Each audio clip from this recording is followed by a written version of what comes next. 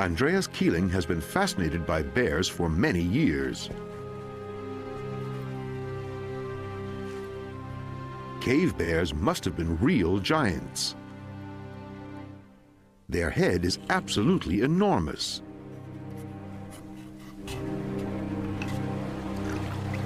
There are always new rumors of gigantic bears surviving in remote places. Andreas can't get the idea of them out of his head. Do they really still exist? He just has to find out. After years of searching, he finally met them, face to face, in one of the most inaccessible parts of Alaska.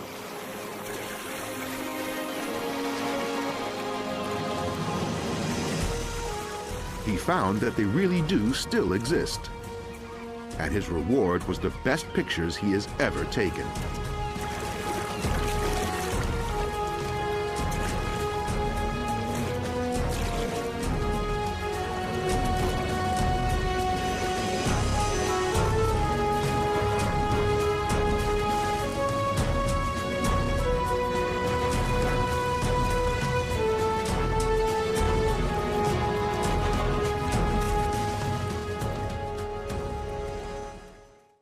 In his search for the giant bears, Andreas reads everything he can lay hands on. One day he comes across the headline, "Giant Grizzly Skeleton Found on Aleutian Islands." This reminds him of a discovery he had made years before with his Indian friend Greg. In an abandoned trapper's hut, they found old photos showing bear skins of an incredible size. At the time, for them, this was real evidence that these giants still exist. Some weeks later, he is in Alaska again. Together with Greg, he wants to find out how much truth there actually is in these stories of giant bears. They begin their search in central Alaska, an area which Greg knows well, where they are almost certain to run into grizzlies. Wow, look at the great view. Isn't this fantastic? You see the caribou? Yeah. But first, something else.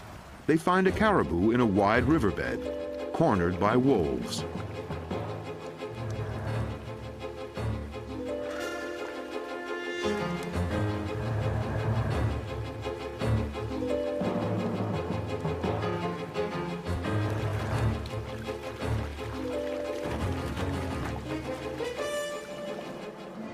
Andreas has been filming and photographing in Alaska for 11 years. But in all that time, he has never seen the climax of a hunt. The animals in this huge country are relatively few and far between. So the chance doesn't often arise.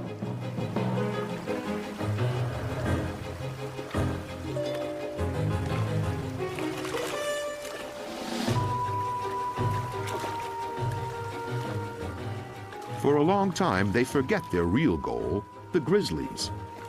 They're completely spellbound by the action. The drama is played out as if on a stage, on a stretch of the river in full view. They are amazed by the caribou's courageous defense. Wolves can't deliver a fatal bite, so they have to hunt it to exhaustion. But this time, the caribou turns the tables on them.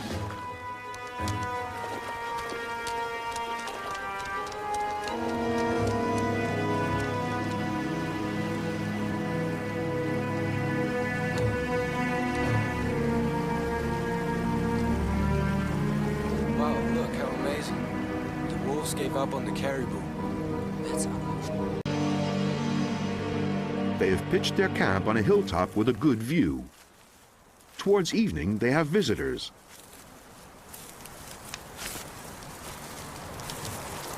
Hey, Glad to meet you. you been out here long? Yeah, we got here yesterday. We were looking for grizzly bears. Yeah, just over the hill there. About 2 days. Right down here in a den. Just over the ridge there. The tracks. I like that. The trapper told them that he had seen a young grizzly running pretty fast across the river. The wolves had pulled down a sick elk there, and the bear obviously wanted to take over their kill. The trapper said he had never seen the like.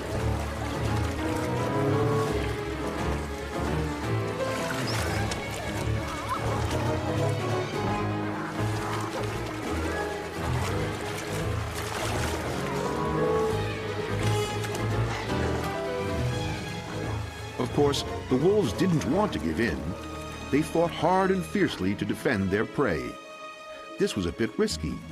If the bear had caught one of them, it would have broken every bone in its body.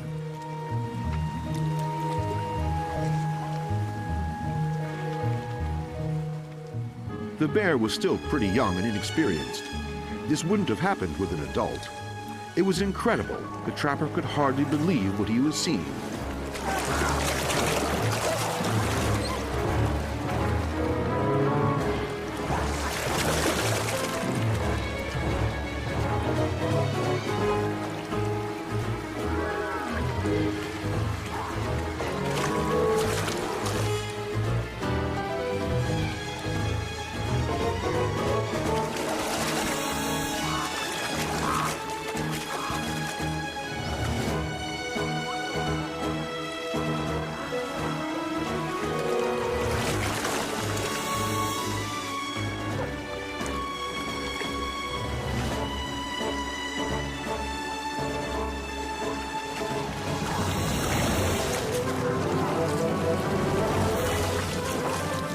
But gradually the bear got the upper hand.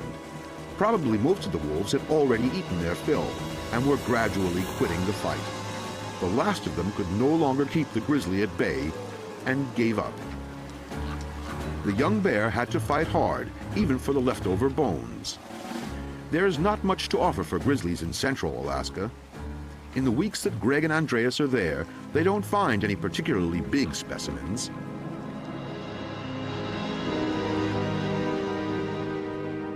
So they decide to have a look on the southeast coast of Alaska.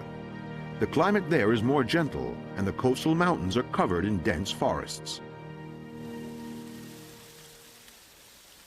The annual rainfall here is higher than in the tropical rainforests, and the temperatures are relatively mild. There is much more food to be found in the forests and rivers here than in the interior. In the dense vegetation, they work long and hard tracking bears. Coastal brown bears, as the grizzlies here are called, are amazingly shy. Andreas can approach only very cautiously from upwind. Even so, it seems to spot him quickly and disappears further into the undergrowth.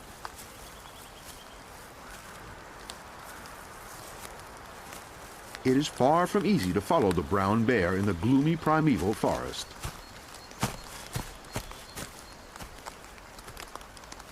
In spite of all his efforts, within half an hour he's lost sight of it.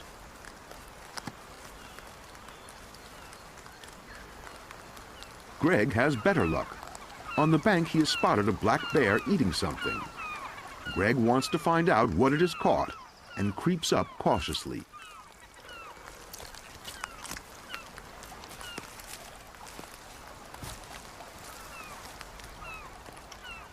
The startled bear reacts immediately. Unlike the grizzly, it doesn't retreat. Instead, it looks for safety up a tree. This is typical of black bears because grizzlies, their only enemies, can't climb.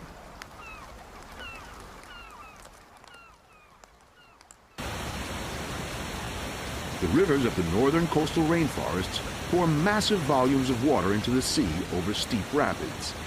During the summer months, these turbulent rivers are a favorite hunting ground for bears. For a female black bear with cubs, salmon is the most nourishing food of the year.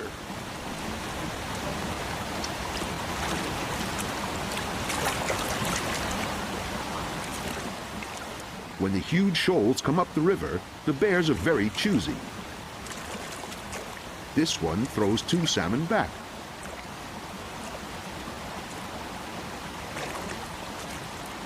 Only the third is carried to their feeding place, but they won't have the enjoyable meal they were expecting.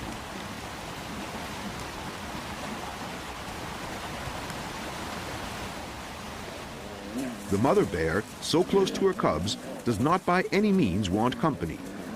Nobody with any sense would confront a mother who is so defensive against all comers.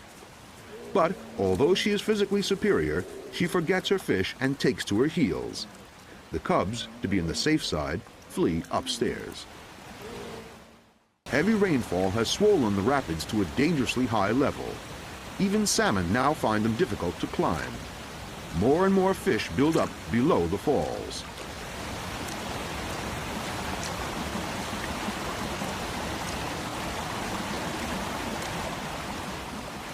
The fierce current also makes it harder for the black bears to catch their prey.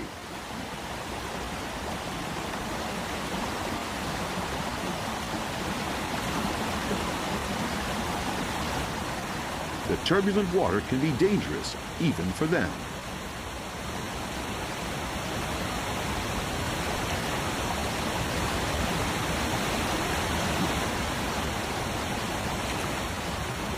The cubs no longer dare to go close to the waterfall, but their mother can still supply them with food.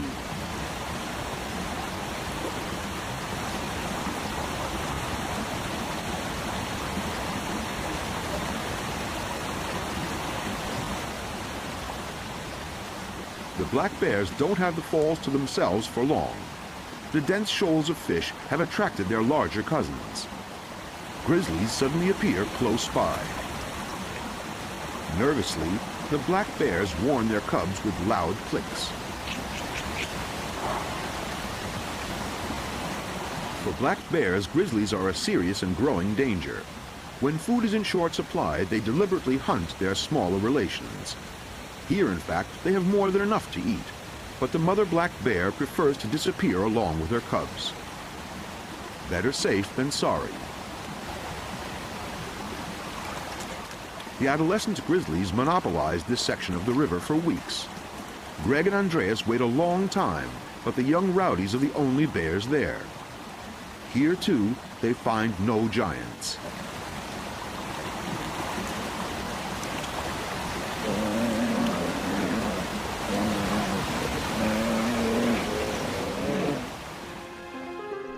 They decide to continue their search in a sailing boat. Further to the northwest, there is still very promising bear habitat, and a boat is the best way to get there. Their goal is Kodiak, the legendary Bear Island in the Gulf of Alaska. Some 100 sea miles lie before them. With luck, the weather will stay calm in these often stormy waters. After more than a week at sea, Kodiak comes into view. In the cold phase of the Ice Age, about 15,000 years ago, the sea level was much lower. Kodiak was then joined to the mainland, and coastal brown bears could easily walk there. Isolated on the island, the subspecies of Kodiak bears evolved. The Green Island, where there is plenty of rainfall but little snow, doesn't make for an easy landing.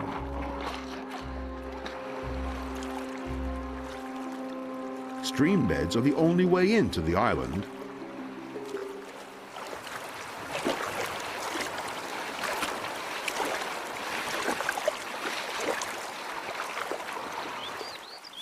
Almost impenetrable alder thickets as far as the eye can see. And constant rain. Searching for bears is no easier here than in the rainforest on the mainland.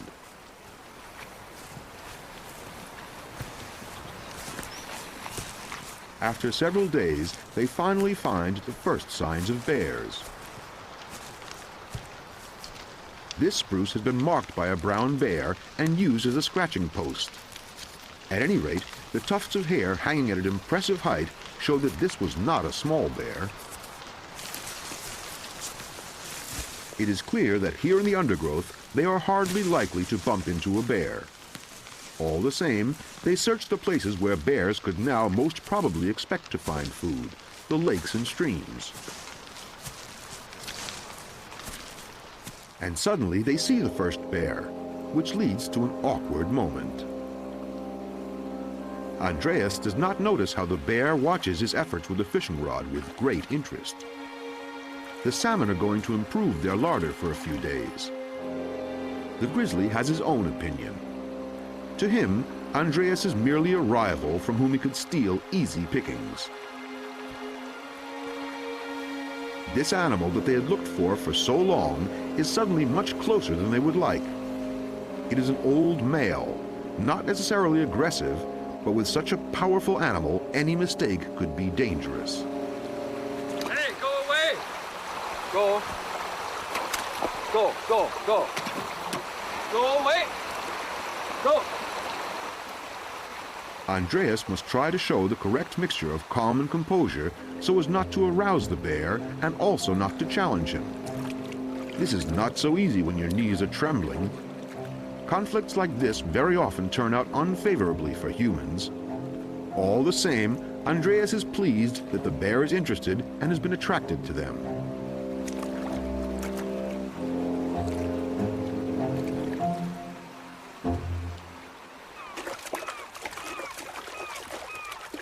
And now they have found it, the best feeding place for bears for miles around.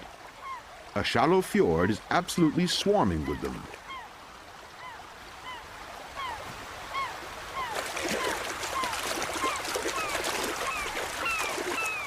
Here, the silver salmon run has begun. In all his years in Alaska, Andreas has never seen so many bears so close together. In fact, bears are loners, and the presence of so many of their kind leads to a number of small quarrels. But generally speaking, grizzlies are peaceful animals. Conditions are ideal for bears in the Kodiak Islands. An amazing number of mother bears here have 3 or 4 cubs following them.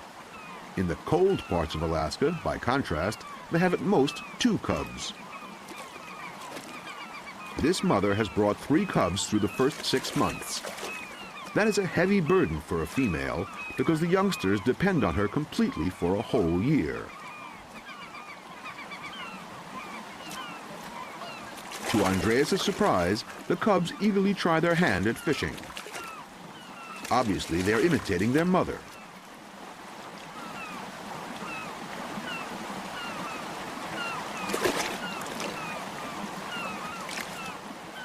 At first, they treat it as a game, and then the tiny creature actually succeeds. Andreas has never seen such a young fisherman in the whole of Alaska. He seems mightily proud of his catch. Salmon fishing is child's play, but some of the juveniles are still very clumsy at it.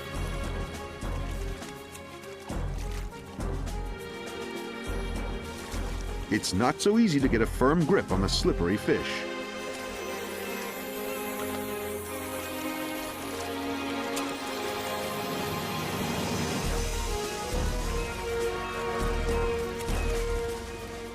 Little by little, the bears come to within a few meters of Andreas and Greg. The bears take no notice of them because they are finding plenty of food and the men are keeping very still. So the huge animals allow themselves to be filmed from really close up, completely uninhibited. For years, this has been no more than a dream to Andreas. Great truck.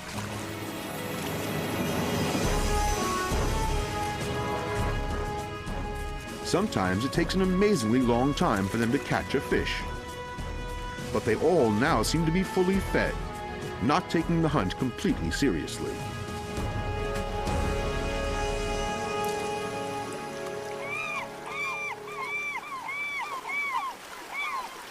Wow, did you see that grizzly bear? That's pretty incredible. You just been like 3 yards away from me. I mean, can you do that again? You're a pretty lucky guy. Andreas has often been close to polar bears and grizzlies too, but the atmosphere was never as relaxed as it is here. Summer is a wonderful time for the Kodiak bears. Without rod and line, without nets, they effortlessly haul in one fish after another. Andreas wants to see for himself how easy it is to catch a salmon with his bare hands.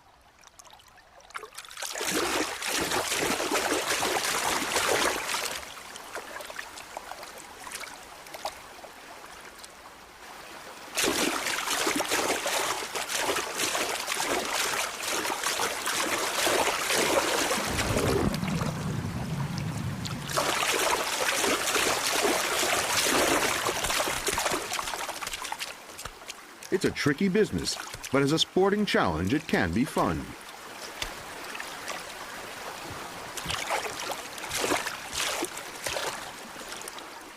The professionals showed them time and again how it should be done.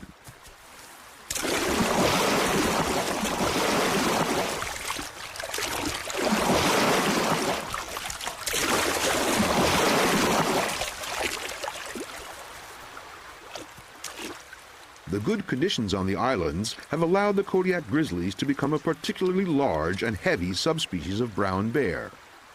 This makes them famous and attracts many tourists to hunt them. The biggest animals are the first to fall to the guns. But there is so much food here that every year plenty of cubs are produced to replace the losses. Andreas enjoys being close to the bears, so much so that it disturbs him that hardly any really big specimens show up. All the bears gather here from a wide area. This gives a false impression of a large population, though in fact they are rather rare. Each animal needs about 200 square kilometers of habitat, and when the salmon run ends, they will be widely dispersed. If there aren't any really big bears to be found in a place like this, then there aren't any left. Trophy hunters have shot most of them, quite legally with a hunting license. Indeed, people warned them before they came that the giants would be very hard to find, but Andreas expected to find at least a few worthwhile specimens. In spite of the numbers of grizzlies at the fjord, they left the island disappointed.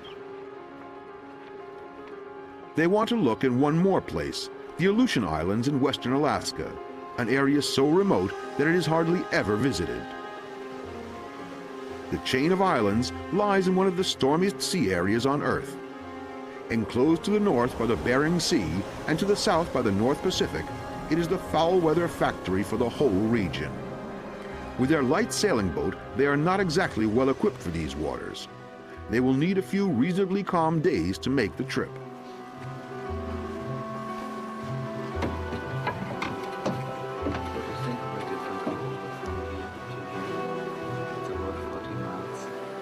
Yeah, there's no rocks. It looks pretty good there. It's a good place to start. Sea currents of as much as 8 knots do not make navigation among the islands any easier. In their little boat, they feel like a plaything of the elements, and they are delighted to reach the shelter of the coast. Dominated by volcanoes, carved by glaciers, a wild mountain chain spreads before them. Frequent earthquakes often cause new reefs to be formed here, reefs that are not marked on any chart. Only a few fishermen occasionally stray into the area. A fox forms the welcoming committee. And immediately they see bears.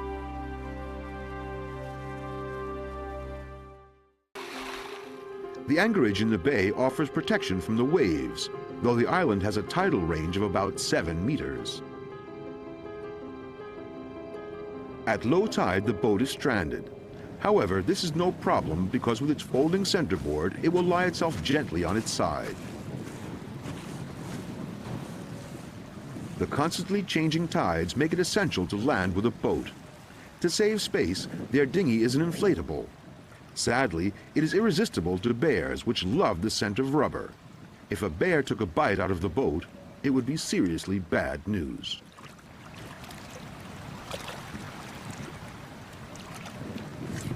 So they build a small frame out of driftwood on the bank where they can leave the canoe. It doesn't hang very high, but at least the bears won't be able to reach it.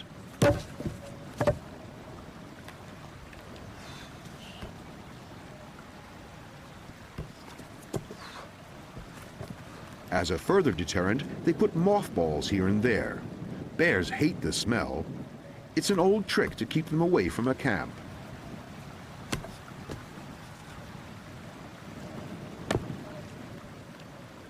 To their surprise, it seems not to work for foxes. They are actually attracted by the smell.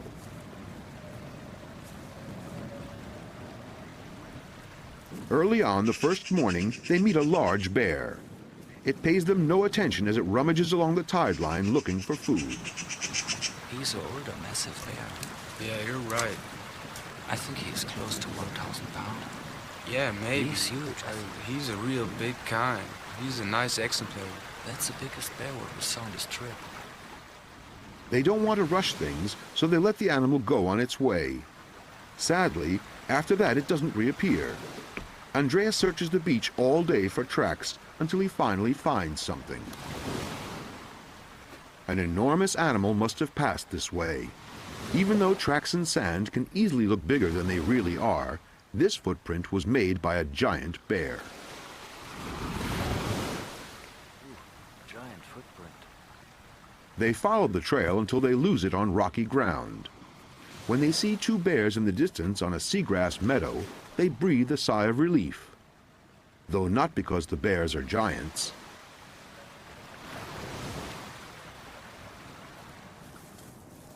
They are two females who hardly notice Andreas as they graze steadily on the salt grass. It contains valuable proteins and minerals, but to become anything like satisfied, the bears must feed almost continuously. A female with cubs needs up to 20,000 calories per day to feed her young and lay down a fat store for the winter. She will not manage this with only seagrass to eat.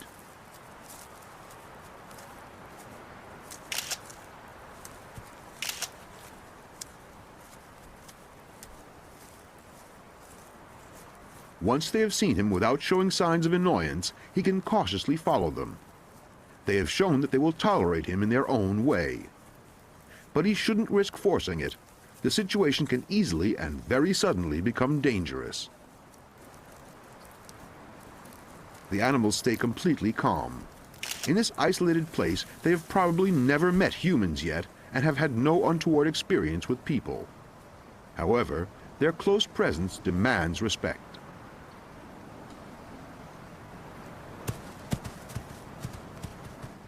When the first humans wandered through this area 15,000 years ago on their way to North America, they must have come across fearless bears like these. And they seem to have made a deep impression on the wanderers. Their huge strength made them almost impossible for Stone Age hunters to attack, which is why many tribes included them in their mythology as godlike creatures.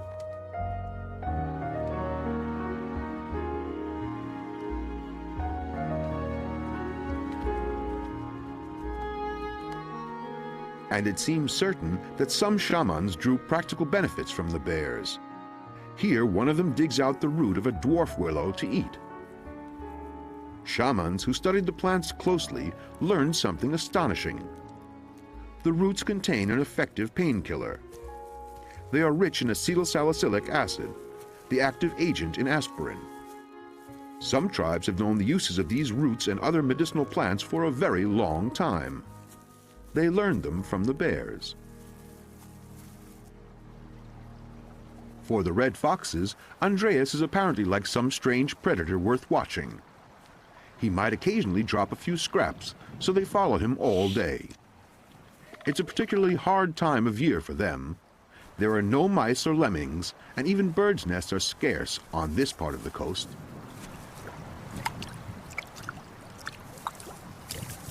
Sticklebacks live in the brackish pools. Along with washed-up flotsam and jetsam, they are the fox's only source of food in this season. The foxes watch carefully to see how Andreas makes out as a fisherman.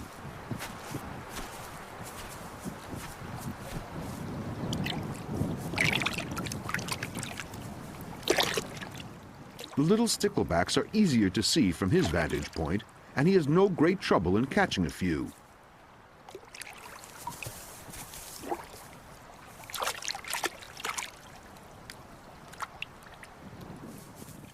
The result is an immediate squabble between the foxes.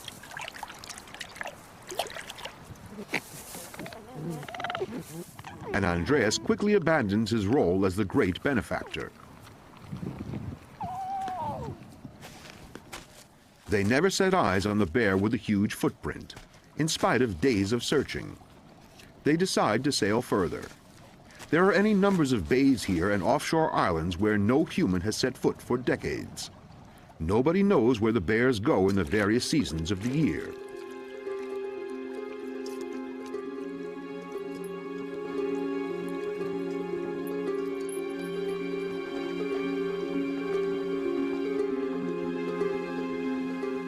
Years ago, a fisherman told Andreas about great coastal brown bears that swim from island to island to raid seabird nests. An interesting story, and completely believable given the wealth of bird life in these parts. This island is settled mainly by herring gulls and glaucous gulls. The cold water and strong currents all around are among the richest in the world for fish. It is an ideal breeding and rearing place for countless seabirds. An island with tens of thousands of birds' eggs and chicks would provide bears with a reliable source of food.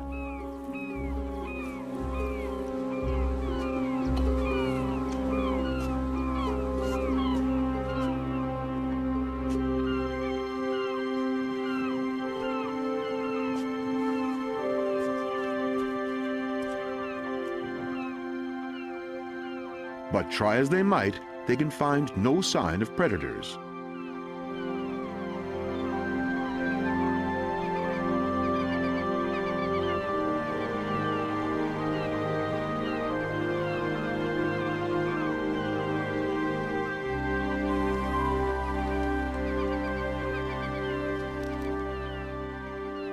The adult birds are not particularly nervous, and the chicks in the nests show hardly any fear of humans.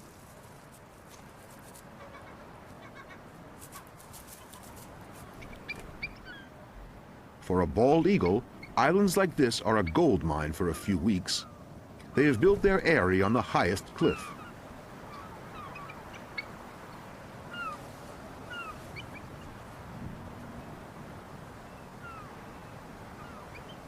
They feed their offspring exclusively on puffins, which have a large breeding colony on the island. The birds seem to live here undisturbed by any larger predator. Next to the familiar puffins, Andreas and Greg find a colony of rare crested puffins. Their ornithological enthusiasm has unfortunate consequences. On days when the moon is full, the tidal range is especially high. Andreas anchored their boat too close to the shore, forgetting about the tide as they landed. When he finally thought of it again, it was far too late. The keel was not raised and the rudder still mounted. A big mistake, which with a very low tide can lead to serious trouble. The boat is listing alarmingly. If the fiberglass hull is split, it can mean a sudden end to their expedition in such a deserted place. The long rudder hit the bottom first and broke. Only a stump remains. Repairs are impossible with the tools they have on board. This means that their ability to steer will be strictly limited. This is a poor prospect in these difficult waters, so far from the nearest settlement.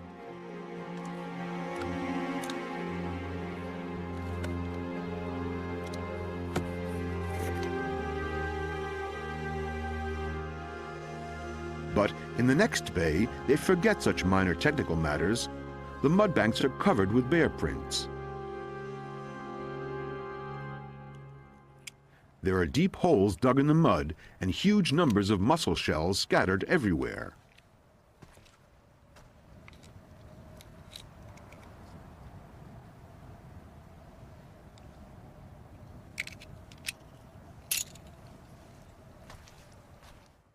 To the bay, they discover a giant coastal brown bear whose size and weight put all the animals they have seen so far in the shade. Finally, there it is, the giant grizzly for which they have been hunting for so long. A huge male, certainly more than 20 years old and weighing far more than 1,500 kilograms. And what does he eat? Little hard-shelled mussels. So, how many must he open in a day to satisfy his hunger? Yet he does it very carefully and with great skill.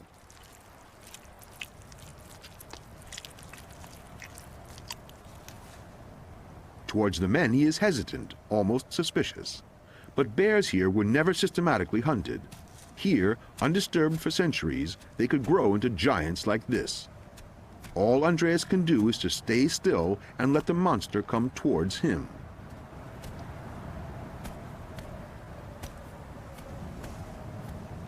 After all the many bears that he has met out here, Andreas is now quite nervous, struggling to keep himself under control. But the enormous animal is not especially interested in him.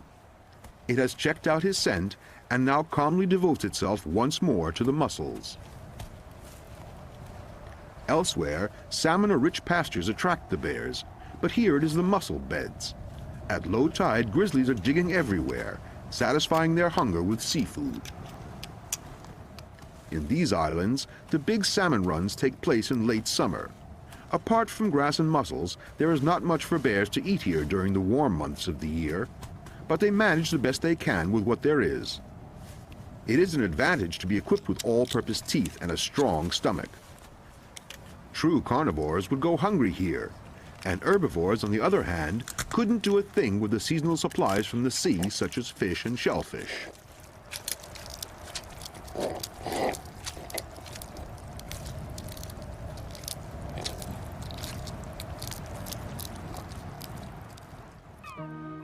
There is hardly any competition when the food supply is so evenly spread out.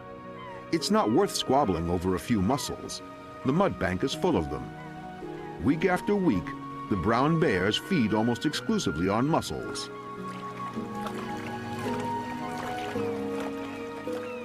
Then some of the bears become restless. More and more of them leave the bay and wander inland over the mountain crests. Andreas and Greg have some hard days ahead of them because they have to haul their equipment a long way.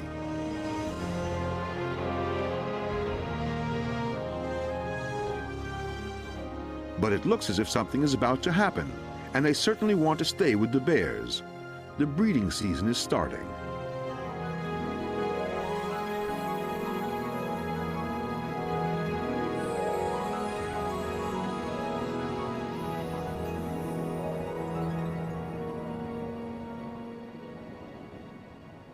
Beyond the mountain range, in a wide valley, they run into a large gathering of bears once again. The plains provide juicy pasture, which means good food. Places like this bring the loners together, as do other abundant feeding areas. And, in the season when there are plenty of receptive females about, feeding grounds become important places to get acquainted.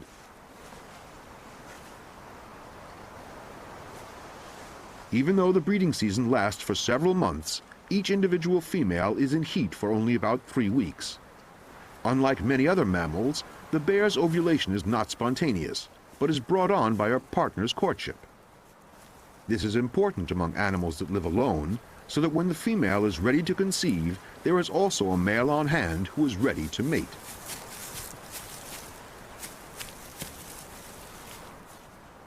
But because the females spend several years raising their young, only about 1/3 of them are receptive in any one year, and they allow mating on only 3 or 4 days. This leads to fierce competition among the adult males.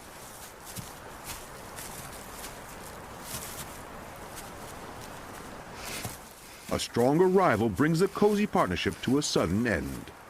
But he can't just take over the female. She too has a choice in the matter.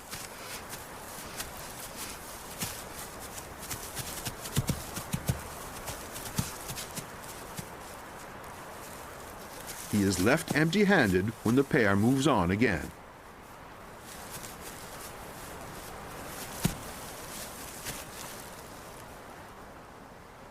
Andreas sees a mother bear with 4 cubs.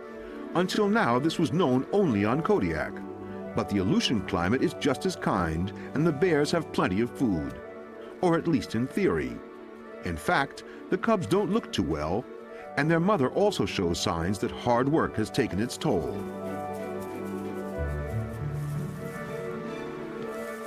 It strikes Andreas once more how little the bears are actually studied here in the far west. These islands have practically never been visited by people, so long studies are hardly practicable. He feels privileged to be able to observe the great predators here in peace. Fully grown brown bears have no natural enemies. Their mortality rate is somewhat less than 5%. But for young animals, it is very different. 1/3 of all cubs do not survive their first year, and about 1 in 5 die in their second. The next critical phase comes when they are driven away by their mother to become independent. About another 1/3 die as a result of this. Thus, their idyll is an illusion. Indeed, there are more bears here than in any other place he has visited, but every young bear that wants to settle here must drive out a dominant animal.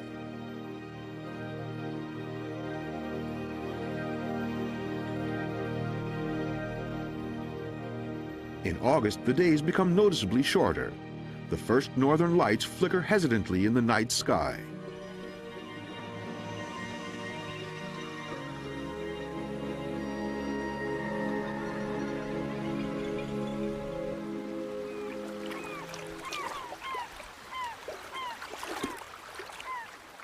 For the coastal bears, a time of plenty starts. Now in late summer, the first salmon run comes in to spawn. This has nothing in common with the well-known salmon migration which Andreas has seen so often at home in Europe. Pink salmon hardly leave salt water to breed, and sometimes spawn while they are still in the tidal reaches of the fjord.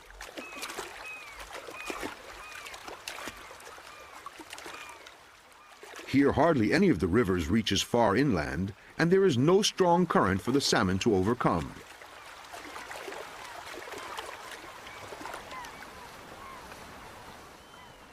This little bay, still filled with salt water by the tide, is the end of the fish's journey.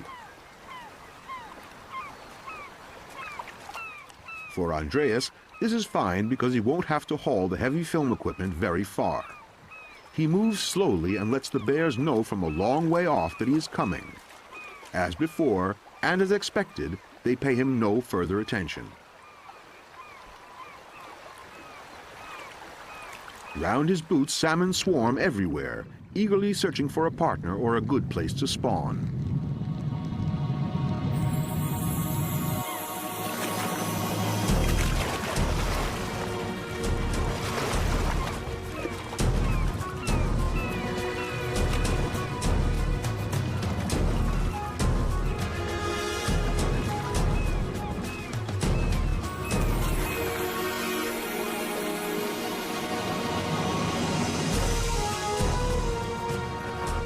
Andreas is overwhelmed by the sudden surge of life in what was such a quiet bay. It has always been his dream to film grizzlies against such a glorious backdrop.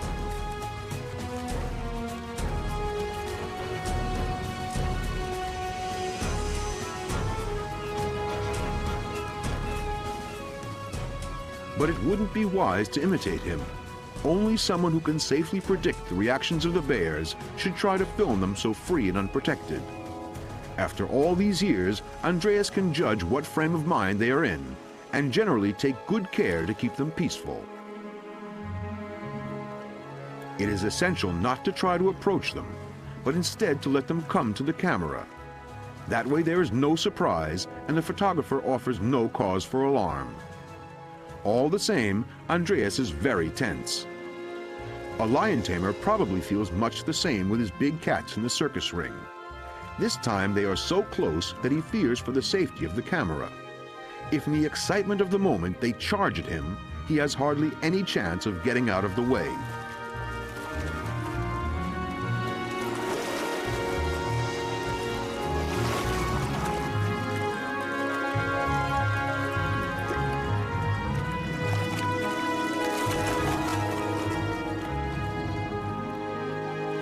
The salmon here are not restricted as they would be in a river, and in theory can easily escape the hunters.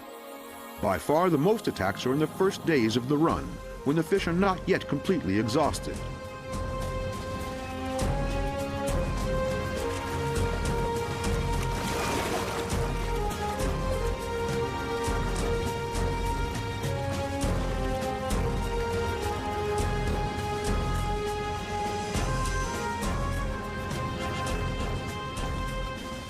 But experienced bears know how to get hold of their fast-moving prey. They drive them into shallow water near the bank, where they are stranded and can't escape.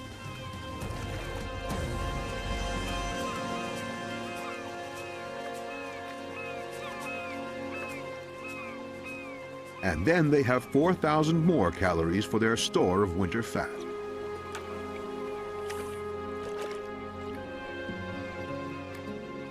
In the early afternoon, the bay gradually becomes quiet. Most of the bears have filled their bellies and retreated. Only a couple of adolescents still tussle in the water, but even they are full and lethargic.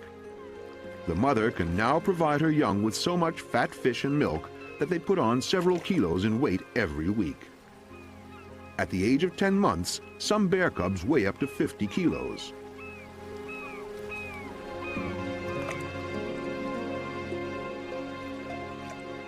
For pregnant bears, the food supply before the onset of winter is especially important. Embryos develop normally only in females who have built up a large enough reserve of fat. If they are poorly nourished, the embryos will die.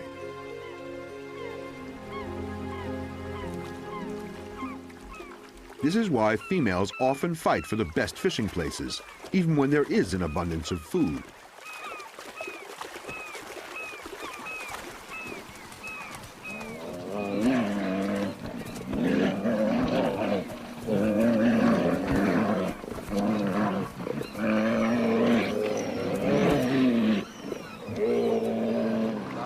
New snow lying on the mountains suggests that the bears will soon be hibernating.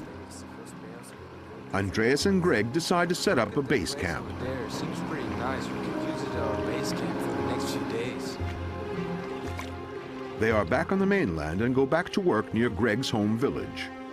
Greg knows of bears' dens which are visited every year in the fall, far up on the north slope of the mountain. Strangely enough, bears choose cold dens for their hibernation. In high places, they are protected against a thaw that comes too soon. It's not the cold that bears hide from, but hunger. They hibernate because there's nothing to eat in the winter months.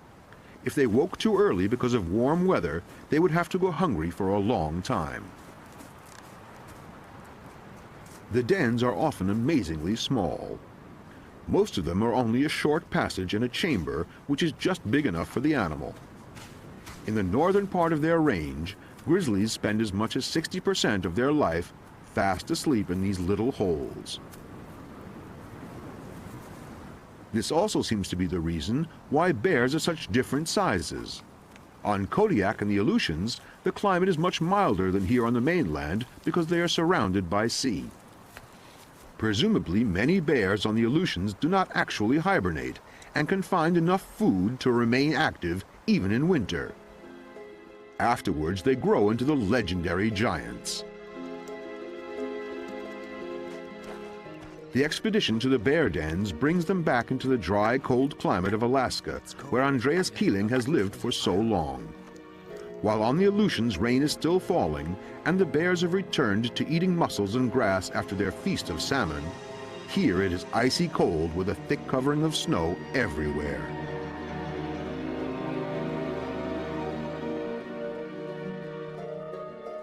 Soon the sun will no longer rise, not even at midday. They spend their last days in the wilderness under the northern lights.